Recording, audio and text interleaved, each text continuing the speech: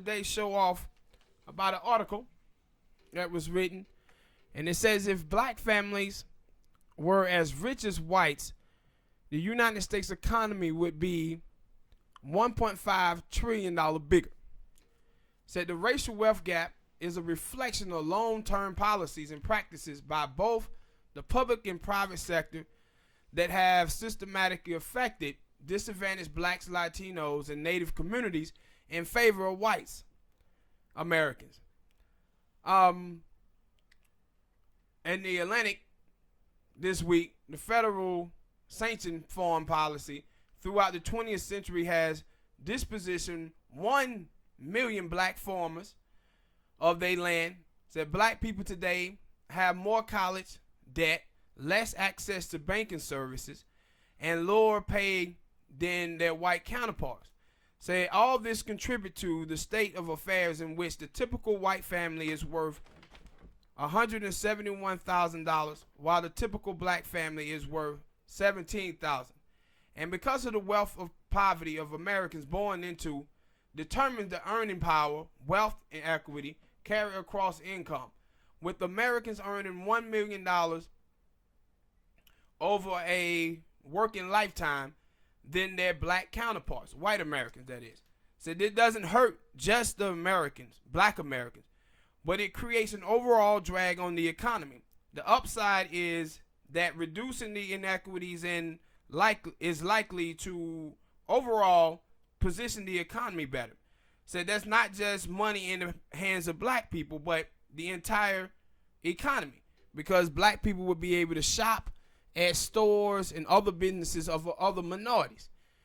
And see, when you look at this and they're telling you that the GDP and everything in America will be bigger, because of the discrimination that African Americans have faced and Latinos have faced, it hurts the whole country, because now you have these rich white people hoarding all of this wealth, and they just only, I said before, 894 Americans have more money than 99% of Americans.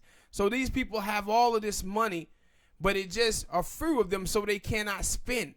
Therefore, it hurts the whole economy. But if black people, 42 million people, would have the wealth that they're supposed to have, then it will make the whole economy better, because they would be able to purchase stuff from everybody's businesses.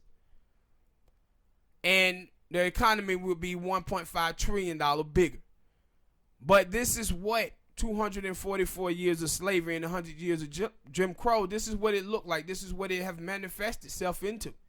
And that's why I said the fight for reparations for African Americans, it has to be at the top of the list for African Americans for their politics concern.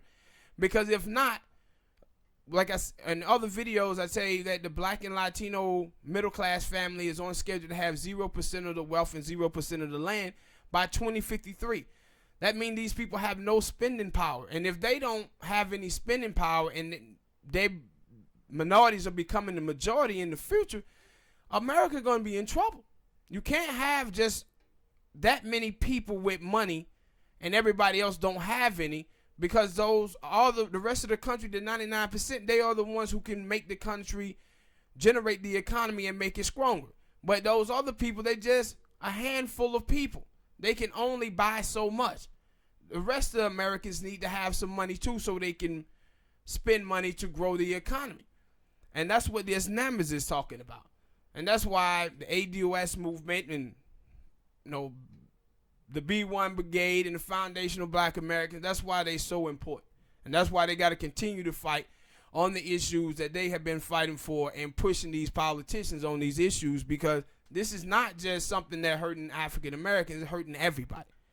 So hit that like button, people. Subscribe.